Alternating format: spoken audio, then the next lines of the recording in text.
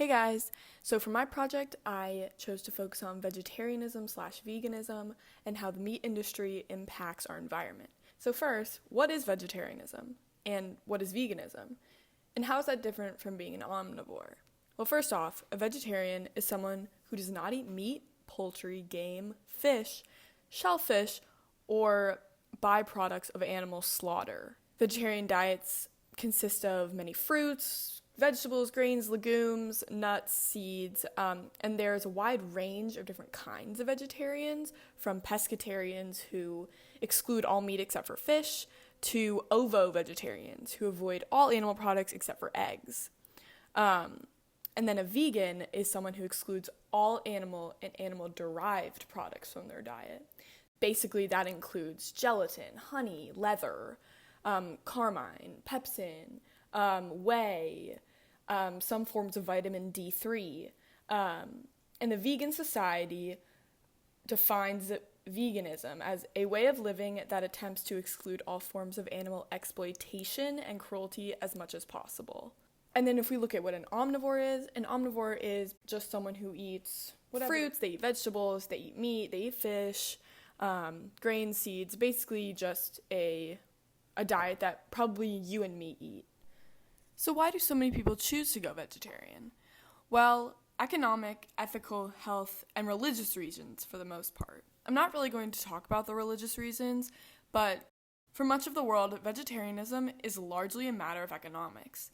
Meat costs a lot more than beans or rice, so meat becomes a special occasion dish. In countries like the United States, where meat is not as expensive and people can afford it, it's eaten more regularly. And people choose often to be vegetarian for reasons other than cost in the United States. In terms of the ethical reasons people choose to go vegetarian, there's a plethora of moral reasons that influence the decision to become vegetarian or vegan. To only name a few, the health and well-being of the animals, the damage meat production does to our environment. Meat has been shown to increase potential heart disease and other illnesses. And some argue that the sideways motion we make when we chew and our stomach acid point to a herbivorous lifestyle.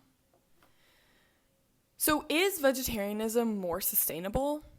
In essence, yes. Meat production as an industry substantially harms the environment. Huge swaths of land are bulldozed in every country as the demand for meat grows in an effort to make more room for animals as well as the crops to feed them. According to the Smithsonian Institution, it's about 7 football fields worth of land every minute. Entire ecosystems, especially forests, are being destroyed to create land to house animals and to grow crops to feed them, just to fuel humans' addiction to meat.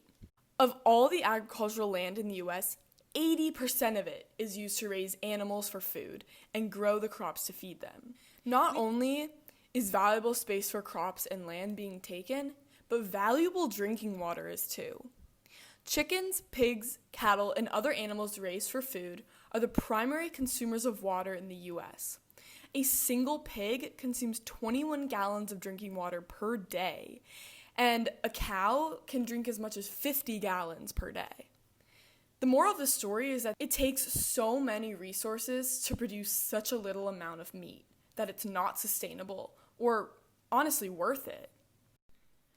The pollution of air has also become a major issue from the meat production industry.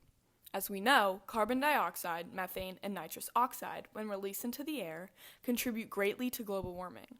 Essentially, what you need to remember is less beef equals less carbon. The NRDC, or Natural Resource Defense Council, released data that shows between 2005 and 2014, we reduced our per capita consumption of beef by 19%. This resulted in pollution reductions equivalent to removing emissions of 39 million cars from the road. Producing a little more than 2 pounds of beef or pork causes more greenhouse gas emissions than driving a car for 3 hours. According to the United Nations, a global shift towards a vegan diet is one of the steps necessary to combat the worst effects of climate change. And the World Watch Institute estimates that at least 51% of greenhouse gas emissions worldwide can be attributed to, quote, livestock and their byproducts, end quote. And it doesn't stop there. Water pollution from factory farms has become a major issue. Each day, factory farms produce billions of pounds of manure, which ends up running off into lakes, rivers, and even drinking water. This in turn not only pollutes fresh and groundwater, but it pollutes the air. The nitrogen from the animal feces and from the fertilizer used to grow the crops we feed these animals causes algae populations to skyrocket, leaving little oxygen for other life forms. And the studies have also shown that when this manure runs off, it emits toxic airborne chemicals that can cause inflammatory, immune, and neurological problems in humans. I just want to touch on some of the ethical problems. First off, animal cruelty. Factory farm strives to produce the most meat, the most milk, and the most eggs as quickly and cheaply as possible in the smallest amount of space and in the smallest amount of time. And this results in abusive conditions for the animals, kept in tiny cages and where they can't even sometimes turn around. I know I wouldn't want to live like that, so I'm not sure why we force our animals to do that. And because the definitions and enforcement of regulations are inconsistent for factory farms, it's difficult to determine which products actually come from animals who are treated decently. And this is in terms of products labeled organic or free range. You can't really know because there's not great regulation for these rules. But while being vegetarian may seem to solve many of these problems, eating or buying animal-derived products still endangers the lives of animals. So this goes into the argument for being vegan.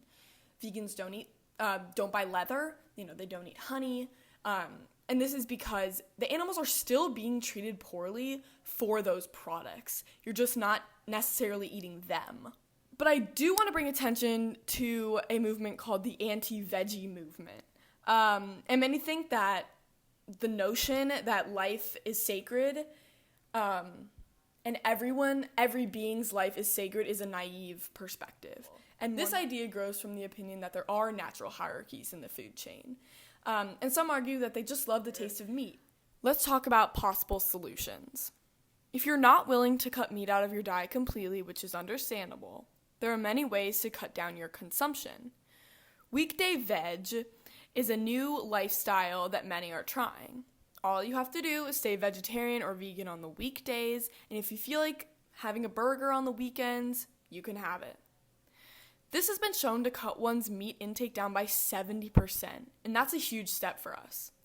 It is not necessarily essential to become vegetarian to lower our environmental footprint, but it would definitely help. Right now, there's really no way for us, especially in America, to continue eating meat sustainably. So we need to cut back dramatically. The goal for us as Americans needs to be thinking about how we can cut our consumption down, whether that be becoming vegan or only a weekday veg. One way or another, it is essential that we cut our animal product consumption down to not only save the livelihood of these animals, but to begin to heal our earth. Thank you so much for listening. I would encourage you all to take 20 minutes after this to watch this TED Talk called Every Argument Against Veganism. It really gave me a new perspective, and I think it's a video everyone should watch. Thank you so much for watching, and I will link the TED Talk right here.